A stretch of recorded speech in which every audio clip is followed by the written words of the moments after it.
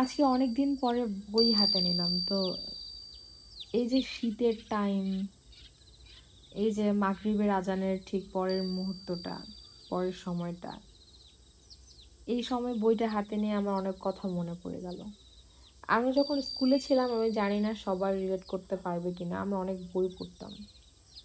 আর ঠিক মাগরিবের আজানের পরে হাত মুখ ধুয়ে আমরা নিয়ম অনুযায়ী পড়তে বসতাম।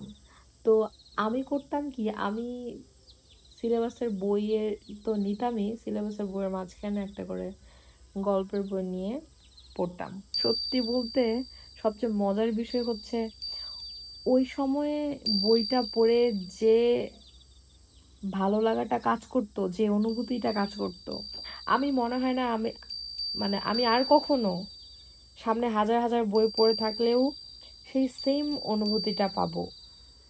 এই যে ফাঁকি দিয়ে যে অন্য বই পড়া বা একাডেমিক বইয়ের বাইরে বই পড়া, এই মজাটা আমি মনে হয় না আমি এখন বা তখন কখনো পাবো। কারণ আমার হাতে এখন অনেক সময়, আবার শীতকাল।